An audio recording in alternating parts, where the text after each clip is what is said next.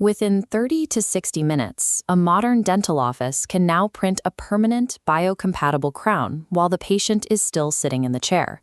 But having the ability to print a tooth doesn't automatically mean the practice is thriving. There is a deep tension here.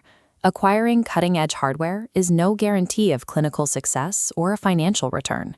Every new piece of technology in a modern clinic leads a dual life. It is simultaneously a tool for patient care and a business asset that must justify its own existence. Take an advanced diagnostic platform. It might be clinically perfect at highlighting early decay on an X-ray, but if it doesn't help the patient understand and accept the treatment plan, it fails its second life as a business driver. This pressure forces a shift in the profession. To navigate these conflicting demands, a dentist must move beyond the role of a pure clinician and adopt the mindset of an agile technology entrepreneur. On paper, the numbers are compelling. Practices can often charge a premium for the sheer convenience of same-day 3D printed restorations. Tech vendors argue that by eliminating external lab fees and shortening the cycle from preparation to payment, the system effectively pays for itself.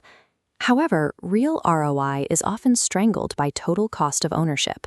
An upfront investment of 120,000 ringgit creates a heavy financial anchor. Then, recurring subscriptions and material waste from failed prints steadily erode your profit margin. If these financial assumptions aren't stress-tested from the start, a seemingly profitable clinical upgrade quickly transforms into a permanent business liability. Shifting the lens to the clinical humanities, artificial intelligence diagnostic software becomes the next major test of medical integrity. Data shows AI diagnostic tools hitting an impressive 91.2% sensitivity rate in detecting cavities, often outperforming human clinicians. But without human context, algorithms overflag anomalies, creating a cluster of false positives. This creates an ethical risk. If an algorithm is biased, these false positives could trigger a wave of unnecessary, invasive treatments for specific groups of patients.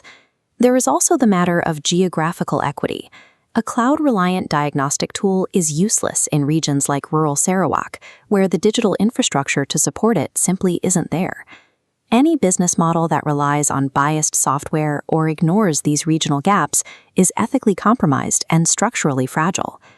Even with sound financials and ethics, the most common reason technology fails in a clinic isn't the software itself, it's the human beings expected to use it. Dental practices face high staff turnover. New team members face complex platforms, and technology fatigue sets in. Staff revert to legacy systems like paper charts or old habits, killing the new tool's projected efficiency.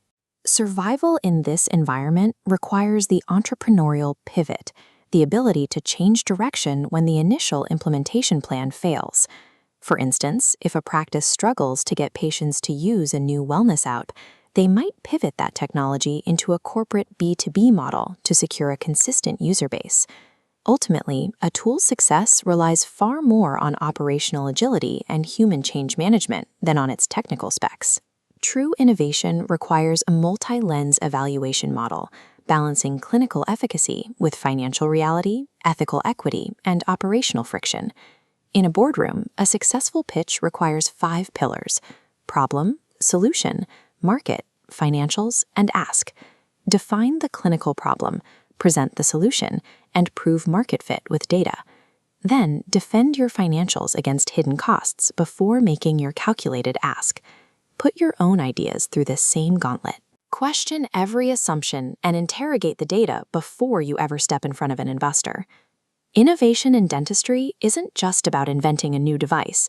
It is the entrepreneurial act of successfully championing its integration into the real world.